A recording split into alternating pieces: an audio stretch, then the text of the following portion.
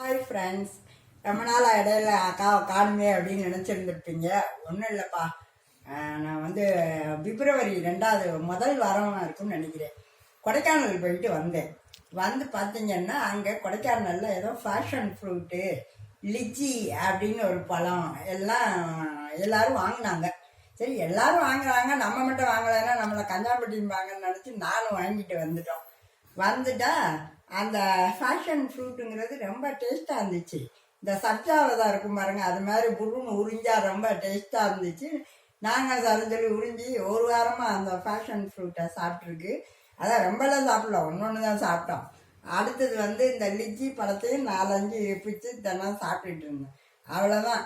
கரெக்டாக ஒரு 10 நாள் கழிச்சு ஒரே இருமல், ஃபீவர் வர மாதிரி இருமணுன்னு தலை வலிக்கும், ஃபீவர் வந்துடும். என்ன காரணம்னா ஒன்றும் புரியலையே அப்படின்னு சொல்லிட்டு, சரி ஜலதோஷமாக இருக்கும் அப்படின்னு சொல்லி டாக்டர்கிட்ட போய் பார்த்தேன். முதல்ல வந்து டாக்டர்கிட்ட பார்க்கல, முதல்ல வந்து வழக்கமாக நம்ம எல்லாரும் பண்ணுற அதே தப்பு மாதிரி தான் நமக்கு தெரிஞ்ச மெடிசின்ஸ் எல்லாம் எடுத்து கொஞ்சம் சாப்பிட்டு பார்த்து கேட்கல. சரி, நம்ம மெடிசின்ஸுக்கு தான் கேட்கலன்னு சொல்லி டாக்டரே பார்த்துருவோன்னு போய் டாக்டரை பார்த்து இன்ஜெக்ஷன் போட்டு எல்லாம் அவரும் இருமல் மருந்து கொடுத்தாரு. ரொம்ப காஸ்ட்லியான ஆன்டிபயோட்டிக்ஸ்லாம் கொடுத்தாங்க. ஒரு வாரம் போல் கொடுத்தாங்க. நான் சரின்னு சொல்லி எல்லாம் சாப்பிட்டேன். நாக்கெல்லாம் ஒரே புண்ணு, என்ன பண்ணுறதுன்னு தெரியல, அந்த அளவுக்கு இதாக இருந்துச்சு. சரி போதும், சரியாக போயிடும் அப்படின்னாங்க. அதே மாதிரி இருமல்லாம் குறைஞ்ச மாதிரி இருந்துச்சு. அவ்வளோதான். ஒரு 2 நாள் மாத்திரையை விட்டால் 3வது நாள் மறுபடியும் அதே மாதிரி பயங்கரமான ஃபீவரோட ஒரு மாதிரி வர ஃபீவர்னா ஃபீவராக வராது, ஃபீவரிஷாக இருக்கும்.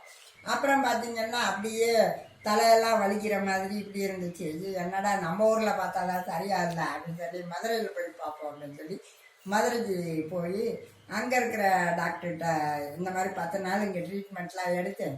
அதுக்கு முந்தி தெரிஞ்ச இதனால தலைவலிக்கிற மாதிரி இருக்குன்னு சொல்லி கொஞ்சம் பேராசிட்டமால், இந்த ஜலதோஷத்துக்கு ஒரு டீ கோல்டெல்லாம் சாப்பிட்டேன் அப்படின்னு நல்லா உண்மையெல்லாம் சொல்லிட்டேன். டாக்டர் என்ன கொடுத்தாரு அப்படின்னு கேட்டார். டாக்டர் கொடுத்ததா அவர் சொன்னால் தானே தெரியும், அவர் சொல்லவே மாட்டேன்ட்டாரு. நாங்கள் தான் கேட்டோம், அந்த டாக்டர் அதெல்லாம் சொல்ல முடியாதுன்ட்டாரு. சரி, அவர் கொடுத்தாரு, ஏதோ அந்த நேரத்துக்கு கொஞ்சம் ரிலீஃபாக இருந்துச்சுன்னு விட்டுட்டோம் சாருங்க.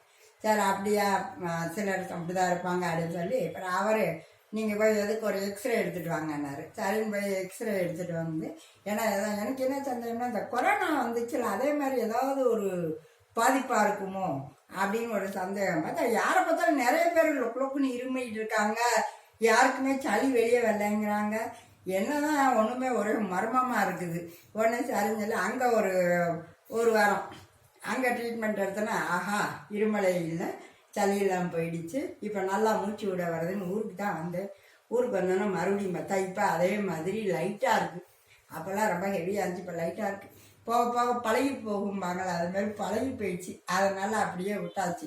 ஆனால் அந்த இருமல் பார்த்தீங்கன்னா எந்நேரம் வந்து தாக்குதுன்னு சொல்ல முடியல. திடீர்னு வந்தால் பட்டு ஸ்பீடாக வருது, கொஞ்சம் கூட கேட்குறதே இல்லை. ஏதாவது மீட்டிங் போனால் கையில் 5 ஹால்ஸ் மிட்டாயோட தான் போகிறது. என்ன செய்கிறது, எடுத்தோன்னா ஒன்று சாப்பிட்டுக்கிறது. இந்த ஸ்ட்ரெப்சில்ஸ் சாப்பிட்டா அது ரொம்ப நல்லா இருந்துச்சு. அதை விட எல்லாத்தையும் மொத்தமாக கொண்டு போய்க்கிறது, கிழிச்சு வாயில் போட்டுக்கிட்டே இருந்தால் தான் அந்த மீட்டிங் ஃபுல்னு இருக்குது. காலையில் வச்சு சரி கொஞ்ச நேரம் இருப்போன்னு ஒரு 5 நிமிஷம் கேப் விட்டேங்க ஒரு மீட்டிங்கில். ஆளுதான் பயங்கரமாக இரும ஆரம்பிச்சோன்னா எல்லாரும் பயந்து போய் ஐயோ என்ன ஒரு மாதிரி இருக்காங்கங்கிற மாதிரி கொண்டு வந்து விட்டுருது. அதனால தான் சரி நமக்கு யூடியூப்பில் பேசுகிறது ஃப்ரீயாக பேசணுமே அப்படிங்கிறதுனால இடையில கொஞ்ச நாள் பேசலப்பா.